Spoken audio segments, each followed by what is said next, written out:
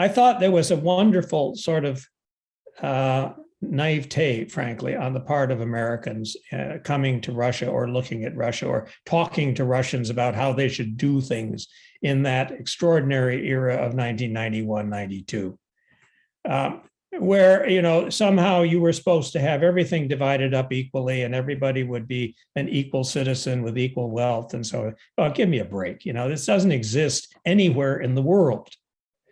So the idea that somehow all of the Soviet wheel, let's say in the Russian Federation, was going to be divided equally among all the citizens was kind of a naive idea from the beginning. The question of how it got carved up and how it was done certainly could have been done more equitably, or in more orderly ways, with greater respect for procedures that were fair. But it's also true that in many ways, the idea that oligarchs simply grab things was not quite the case. I mean, what they did was, for instance, in the famous loans for shares issue, just as an example, the problem was the government was broke.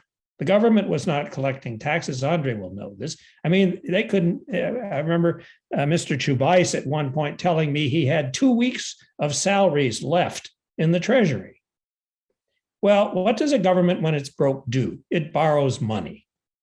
And who had money to borrow? Well, the oligarchs, the banks, and so forth had the money. And what they got in as security was things like oil fields and timber resources and big factories and so forth. The government couldn't pay the loans back. When they auctioned off something like an oil field, the problem was the people who could afford to take the risk of bidding on it were largely Russians. Exxon was not going to bid on an oil field that didn't have any known boundaries. There was no cadastral survey. They didn't know what was in them. And they didn't even have sure understanding of who owned it. So the question of, how much are you willing to pay for an oil field like that? Well, it wasn't a lot.